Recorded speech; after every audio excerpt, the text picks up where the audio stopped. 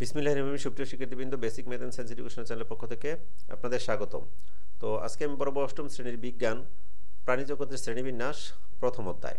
তো এটা প্রথম অধ্যায় আমার 3 নাম্বার ক্লাস। তো তোমরা যদি আরও 2টা পর্ব যা আছে সেটা যদি দেখতে চাও তাহলে এই ভিডিওর ডেসক্রিপশন এবং পিন কমেন্টসে পেয়ে যাবে, সেখান থেকে দেখে নিতে পারো। তো চলো শুরু করা যাক। তৃতীয় পর্ব, প্লাটিহেলমিনথেস, স্বভাব ও বাসস্থান। প্লাটি শব্দের অর্থ চ্যাপ্টা এবং হেলমিনথেস শব্দের অর্থ হলো কৃমি। এই শব্দ দুটি থেকে প্লাটিহেলমিনথেস শব্দটি এসেছে। এই পর্বের প্রাণীদের জীবনযাত্রা বেশ বৈচিত্র্যপূর্ণ। এই পর্বের বহু প্রজাতি বহিঃপরজীবী এবং অন্তঃপরজীবী হিসেবে অন্য জীব দেহের বাইরে এবং ভিতরে বসবাস করে। তো এখানে খুবই একটা ইম্পর্টেন্ট জায়গা আসছে যে বহিঃপরজীবী এবং অন্তঃপরজীবী এই দুইটা মানে কি। বহিঃপরজীবী হইতেছে যে জীবগুলা জীব দেহের বাইরে বসবাস করে পরজীবী হিসেবে, তাদেরকে বহিঃপরজীবী বলা হয়। আর যেগুলো জীব দেহের ভিতরে বসবাস করে তাকে অন্তঃপরজীবী বলা হয়। এবং বহিঃপরজীবীটা কি, যেমন আমাদের মাথায়, মেয়েদের মাথায় সাধারণত উকুন থাকে, উকুনটা হলো বহিঃপরজীবী। আর অন্তঃপরজীবী যে আমাদের পেটের ভিতরে নানান কৃমি এবং বিভিন্ন ধরনের জীবাণু, সেগুলোকে বলা হয় অন্তঃপরজীবী। তো আশা করি বুঝতে পারছি। তবে কিছু প্রজাতি মুক্ত জীবী হিসেবে স্বাদু পানিতে, আবার কিছু প্রজাতি লবণাক্ত পানিতে বসবাস করে। তবে কিছু প্রজাতি কি মুক্ত পরজীবী হিসেবে স্বাদু পানিতে এবং লবণাক্ত পানিতে বসবাস করতেছে। এই পর্বের কোনো কোনো প্রাণী ভেজা এবং স্যাঁতসেঁতে মাটিতে বসবাস করে। যকৃত কৃমি, ফিতা কৃমি এই পর্বের অন্তর্গত। তো আশা করছি উপরের অংশটুকু আমরা খুব সুন্দরভাবে বুঝতে পারছি। সাধারণ বৈশিষ্ট্য: দেহ চ্যাপ্টা এবং উভলিঙ্গ। দেহ চ্যাপ্টা, তো চ্যাপ্টা শব্দের অর্থ আমরা বুঝি। উভলিঙ্গ মানে হইতেছে সে স্ত্রী পুরুষ দুইটা ভূমিকাই পালন করে, তো এর জন্য এরকে উভলিঙ্গ বলা হয়। বহিঃপরজীবী এবং অন্তঃপরজীবী 2 নম্বর বৈশিষ্ট্য, এটা আমরা আগেই আলোচনা করছি। দেহ পুরো কিউটিকল দ্বারা আবৃত। দেহ কি? পুরো কিউটিকল দ্বারা আবৃত। পুরো মানে হচ্ছে মোটা, এখন কিউটিকল মানে কি? আবৃত শব্দের মানে হলো ঢাকা। তাহলে এদের দেহ পুরো কিউটিকল দ্বারা আবৃত। তো কিউটিকল জিনিসটা কি, চলো আমরা দেখে আসি। কিউটিকল কাকে বলে বা কিউটিকল কি? কিউটিকল কি? তো কিউটিকল বা কিউটিকুলা হলো জীবের একটি অংশ। এটা আমরা বুঝলাম যে কিউটিকল বা কিউটিকুলা হলো জীবের একটি অংশ, বা বিভিন্ন ধরনের শক্ত কিন্তু নমনীয়। শক্ত মানে তো শক্ত বুঝি আমরা, নমনীয় মানে যাকে বাঁকানো যায়। মানে আমরা অনেক শক্ত জিনিস বাঁকাইতে পারি। যেমন দেখা গেছে একটা কঞ্চি কিন্তু আমরা বাঁকাইতে পারি না, বাঁকাইলে ভেঙে যায়। কিন্তু একটা লোহা কিন্তু বাঁকাইলে ভাঙে না। যেটা বাঁকাইলে ভাঙতেছে না, ইচ্ছা মতো বাঁকাইতে পারতেছিস, তাকে বলা হলো কি নমনীয়। তার মানে কি, লোহা শক্ত এবং নমনীয়। এই কিউটিকুলার বেলায়ও কিউটিকুলা হলো কি শক্ত এবং নমনীয়। অখনিজ বাইরের আবরণ যা জীবকে সুরক্ষা প্রদান করে। অর্থাৎ কিউটিকল বা কিউটিকুলা হলো এমন একটা জিনিস যা জীব দেহের উপরে আবরণ হিসাবে থাকে এবং এটা শক্ত ও নমনীয়। অর্থাৎ এই আবরণ থাকা সত্ত্বেও জীব তার দেহকে ইচ্ছা মতো নড়াচড়া করতে পারে। আশা করি কিউটিকল পানি এবং পানিতে দ্রবণীয় পদার্থের ব্যক্তিযোগ্যতা বাধা হিসাবে কাজ করে। তো পানি তো পানি, এবং পানির সাথে চিনি, লবণ ইত্যাদি যদি আমরা দ্রবীভূত করে রাখি, সেটা পানি যে জায়গায় প্রবেশ করতে পারবে, পানি চিনি আর লবণও কিন্তু তার সাথে প্রবেশ করতে পারবে, যেটাকে বলা হচ্ছে ব্যক্তিযোগ্যতা। এগুলো গাছের পৃষ্ঠকে সিক্ত করতে বাধা দেয়। অর্থাৎ গাছের নিচের অংশ যেমন শিকড় টিকড়, এগুলা স্যাঁতসেঁতে রাখে না, যাতে পচে না যায়।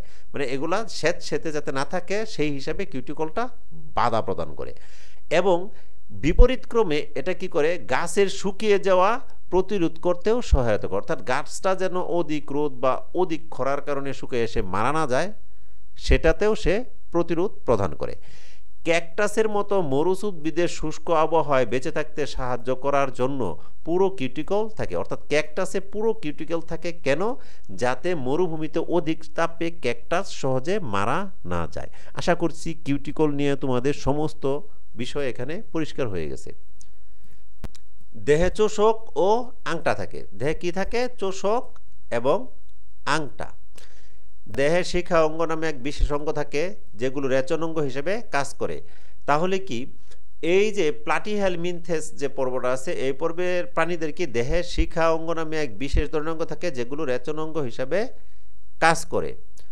তো রেচন অঙ্গ, শিখা অঙ্গ কি বা শিখা কোষ কি? এরকম প্রশ্ন সাধারণত আসে। যেহেতু আমাদের এই তারিখে শিখা অঙ্গ এখানে বলা হয়েছে, তাহলে শিখা অঙ্গ কি, এই প্রশ্নটাই আসবে। তো তার মানে এই যে রেচন অঙ্গ, আমাদের কিন্তু রেচনতন্ত্র, মানুষের যে রেচনতন্ত্র আছে, এই রেচনতন্ত্র কি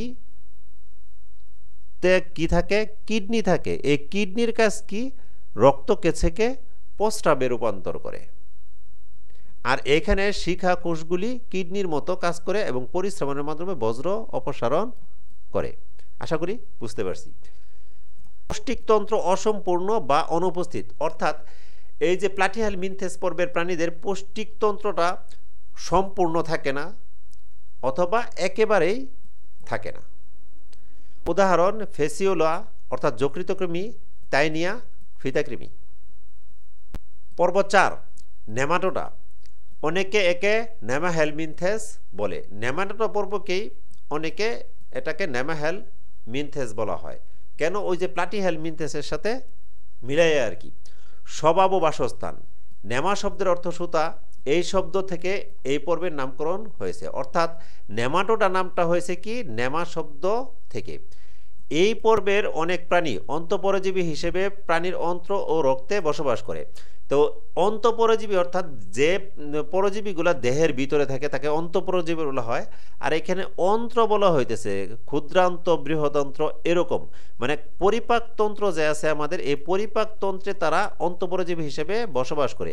এবং কিছু প্রাণী আছে যারা রক্তের সাথে বসবাস করে। এসব পরজীবী বিভিন্ন প্রাণী ও মানবদেহে বাস করে নানা রকম ক্ষতি সাধন করে। অর্থাৎ এই পরজীবীগুলা কি করে, বিভিন্ন প্রাণী এবং মানবদেহের বিভিন্ন ক্ষতি করে। তবে অনেক প্রাণী মুক্তজীবী যারা পানি ও মাটিতে বাস করে। গোলকৃমি, ফাইলেরিয়া কৃমি, চোখের কৃমি এ পর্বের অন্তর্গত। সাধারণ বৈশিষ্ট্য, দেহ নলাকার, পুরো ত্বক দ্বারা আবৃত। মানে এদের দেহ নলাকার মানে চিকন নলের মতো পুরো, অর্থাৎ মোটা ত্বক দ্বারা এদের দেহটা কি আবৃত। আশা করি বুঝতে পারছি যে দেহ নলাকার মানে চিকন, আর পুরো ত্বক দ্বারা আবৃত অর্থাৎ মোটা ত্বক দ্বারা এদের দেহটা ঢাকা থাকে। পৌষ্টিকনালী সম্পূর্ণ। তো আমাদের আগের পর্বে কি ছিল, পৌষ্টিকনালী ছিল অসম্পূর্ণ, আর এখানে সম্পূর্ণ। মুখ ও পায়ু ছিদ্র উপস্থিত, অর্থাৎ এদের খাবার জন্য মুখ আছে এবং পায়ুপথ মানে খাদ্যটা হজম করে আবার আমরা যেরকম পায়খানা করি সেরকম তারা পায়ু ছিদ্র দিয়ে এটাকে নিষ্কাশন করে বজ্র পদার্থটাকে। শ্বসনতন্ত্র ও সংবহনতন্ত্র অনুপস্থিত, এদের শ্বসনতন্ত্র থাকে না, অর্থাৎ শ্বাস প্রশ্বাসের জন্য যে তন্ত্র এটা থাকে না। রক্ত সংবহনতন্ত্র এরকম তন্ত্র তাদের নাই। সাধারণত এক লিঙ্গ, অর্থাৎ এরা এক লিঙ্গ বিশিষ্ট হয়, স্ত্রী পুরুষ উভয় লিঙ্গ হয় না আগেরটার মতো। দেহগহ্বর অনাবৃত এবং প্রকৃত সিলোম নাই। দেহগহ্বরটা কি আবৃত না, অর্থাৎ খোলামেলা। প্রকৃত সিলোম নাই, মানে এদের সিলোম আছে কিন্তু প্রকৃত পক্ষে মানে একটা সিলোমের গঠনটা যেরকম সেরকম না। তো উদাহরণ অ্যাসকারিস অর্থাৎ গোলকৃমি, লোয়া লোয়া অর্থাৎ চোখের কৃমি। 5 নম্বর পর্ব অ্যানেলিডা, স্বভাব ও বাসস্থান। অ্যানুলাস শব্দের অর্থ হলো আংটি। অ্যানুলাস শব্দের কি অর্থ? আংটি। এই শব্দটি থেকে এই পর্বের নামকরণ করা হয়েছে। তো অ্যানেলিডা পর্বের নামকরণ করা হয়েছে কি অ্যানুলাস থেকে। তো পৃথিবীর প্রায় সকল নাতিশীতোষ্ণ ও উষ্ণমণ্ডলীয় অঞ্চলে এই পর্বের প্রাণীদের পাওয়া যায়। তো কি পৃথিবীর নাতিশীতোষ্ণ এবং উষ্ণমণ্ডলীয় অঞ্চলে এই প্রাণীদের পাওয়া যায়। উষ্ণমণ্ডলীয় অঞ্চল অর্থাৎ গরম থাকে, নাতিশীতোষ্ণ অঞ্চল বলতে যেখানে শীতও থাকে না গরমও থাকে না, এরকম অঞ্চলগুলোকে বলা হয় না শীত না গরম, এরকম অঞ্চলগুলোকে বলা হয় নাতিশীতোষ্ণ অঞ্চল। এদের বহু প্রজাতি স্বাদু পানিতে এবং কিছু প্রজাতি অগভীর সমুদ্রে বসবাস করে। স্বাদু পানি তো আমরা চিনি, অগভীর সমুদ্র অর্থাৎ গভীরতা যেখানে কম এই ধরনের সমুদ্রে বসবাস করে। এই পর্বের বহু প্রাণী স্যাঁতসেঁতে মাটিতে বাস করে। কিছু প্রজাতি পাথর এবং মাটিতে গর্ত খুঁড়ে বসবাস করে।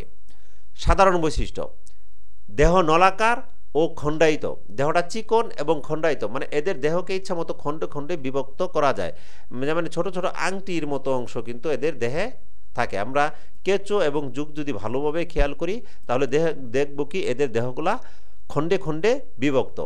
নেফ্রেডিয়া নামক রেচন অঙ্গ থাকে। নেফ্রেডিয়া অর্থাৎ নেফ্রন, যেটাকে আমাদের কিডনির গঠন একক বলা হয়, তাহলে এই নেফ্রেডিয়া নামক রেচন অঙ্গ থাকে। তাহলে এদের রেচন অঙ্গের নাম কি?